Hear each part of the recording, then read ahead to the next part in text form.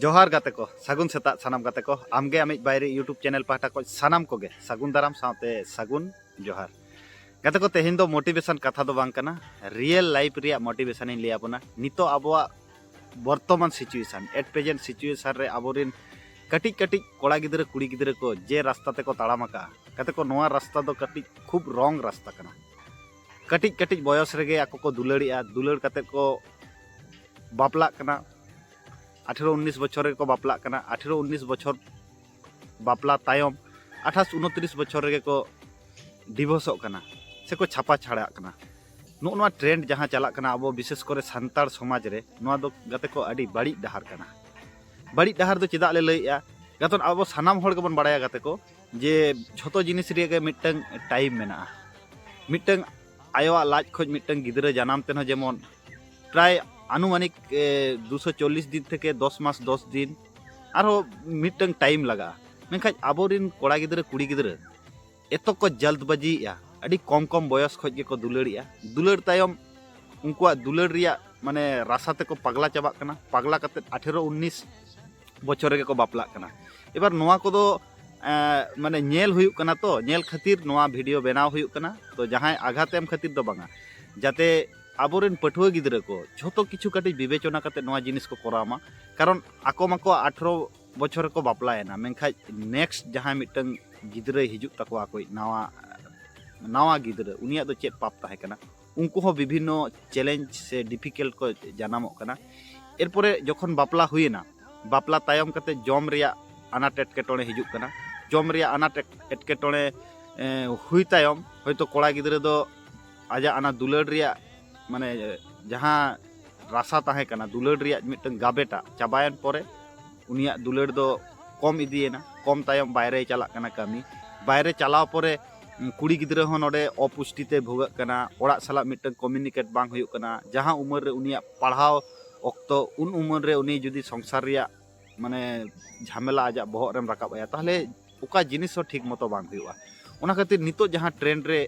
माने हेज अकना अबुआ सान्ताड़ कोड़ा गिद्रा कुड़ी गिद्रा को जहाँ डहार ते को ताड़ाम का नोआ दो डायरेक्टली इफेक्ट अबुआ सान्ताड़ समाज रे nyuruk कना गाते को जार जोनो नोआ वीडियो बनाव हुयुक कना तो नोआ वीडियो मुचाद धरि आंजम ताबन पे मुचाद धरि पे आंजम लेखाज पे बुझाव ᱧᱟᱢᱟ जे आले चेत मेन सनाय लिया आलिया दो उद्देश्य दो क्लियर काट मिटंग गे अबोरेन पठुआ गिद्रा पढ़ाव समय पढ़ा ताबन पे बापला तारपरे दुलड़ नोआ को दो जीवन रे ताहेन गया और नोआ को दो टाइम हुई लेन खाज गे झोतो किछु गे हुयुआ एबार आबोरिन पठुआ गिद्रा से पठुआ सान्ताड़ गिद्रा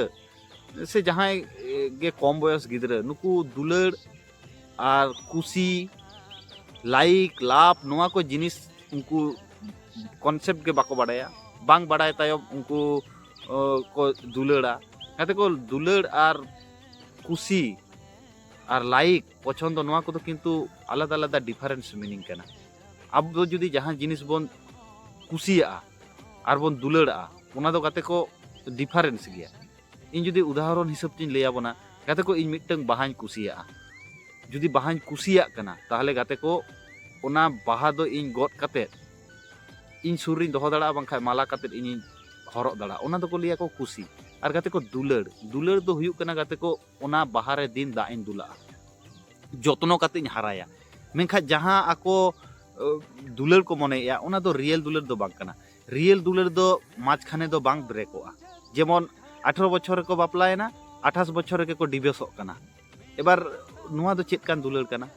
आपे सानाम हर को गे नोआ चिंताई तापन पे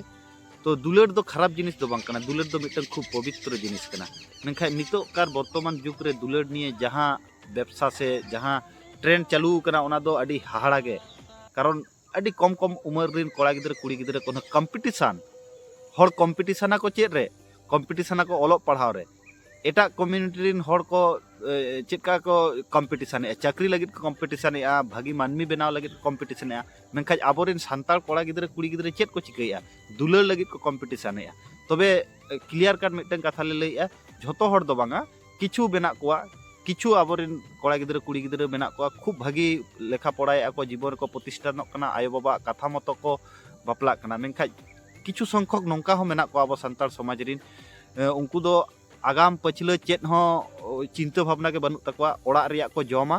जम काते आज बाबा अड़ी कष्ट काते akwa obhape metaet takwa ar nok nongka katet ge din ko khadae'a ar kuri gidra hon nongka menak kwa kuri gidra hon jahai mane kono clear concept banut tako unkwa jibon re mittang ge uddesho tako je jamai ole jahan lekare bar gate ko jamai pe ona do aliya do kono osubida do banu'a menkhaj चिंता भावना करते जहाना जिनिस के कमी ताबन पे जुदी अब बाबन चिंता भावना या ताहले अब अपकमिंग हिजुक कान दिन रे अब अडी अनाटेट कटेना हुई दाड़ा ताबना अबोरिन पोपोंगड़ा उनको दो चेत को भूल का जे उनको अब पाप रिया साजा उनको को न्यामा नितो अब सानाम हड़गे नितो बड़ाया बन जे नोआ भारत दो चेदा सारा दुनिया रे मेंटली चैलेंज गिदरे जस्ती को हुयुक कना मेंटल स्वास्थ्य दिक दिए ठीक हड़ बाको हुयुक कना गिदरे को मध्य रे माने माने मिटंग रुआ हिजुक कना ADHD ओना दो को लिया माने attention deficit hyper active disorder नोआ दो माने गिदरे को कोनो जिनिस रे कंसंट्रेशन बाको एम दला कना नोआ रिया माने मारांग कारण को दो गाते को हुयुक कना आबोरिना माने प्लानिंग कोड़ा गिदरे कुड़ी गिदरे को उनको अनमेच्योर रे को बापला कना उनको विभिन्न फिजिकल माने माने सेल को रेया मिटन डेफिसिट तहन कना जार जोनो ओंका गे गिदरे को हुयुक कना आदो परवर्ती काल रे बोन लैया जे आले बाबू माई दो कोनो पढ़ाव रे मन बानुक तया जाते को मने लगित मिटन टाइम लगा टाइम जुदी आम जुदी टाइम दुनिया रे झतो खो शक्तिशाली हथियार दो हुयुक कना को टाइम ओकोय जहां जिनिस रे आम टाइम एम एमा ओना जिनिस के आमा हुई दाड़िया मेनखाय आबोरिन कोड़ा गिदरे कुड़ी गिदरे नितो जे जल्दबाज काते आको जीवन रिया ताराम डहार को लहा इदिया नोआ नेल काते अडी दुख बुझाआ ओना काते नोआ वीडियो बनाव हुइना तो जुदी नोंकाना वीडियो जहां नेल सना पे खाय दो नोआ चैनल पे सब्सक्राइब दड़ा नोडे दो शुधु पॉजिटिव कंटेंट हिजुआ अब सांतार समाज रे जहां नेगेटिविटी होड़ मेना को उनको जाते पॉजिटिविटी काते आको पॉजिटिव थिंकिंग काते आको जीवन सेट को लहा इदी मा नोआ गे मिटंग हुडिज माछा नोआ यूट्यूब चैनल रिया दो उद्देश्य कना और जुदी नोंकाना वीडियो पे कुसिया खाय दो नोआ चैनल पे सब्सक्राइब दड़ा और लाइक कमेंट शेयर दाड़िया पे जुदी भागी पे बुझेत के और एटा होड़ हो नोआ वीडियो शेयर आको ताबन पे कारण जुदी 1% 2% होले समाज रे रिव्यूलेशन से चेंज गानोआ ओनागे आलिया चेष्टा ताहेना मायन खान सानाम को गे आर मिदा जोहार एम काते तेहेना वीडियो दो नोडे गे मुचेदो कना तो न्यापामाबों नवा वीडियो रे नवा कहानी आते नवा टॉपिक आते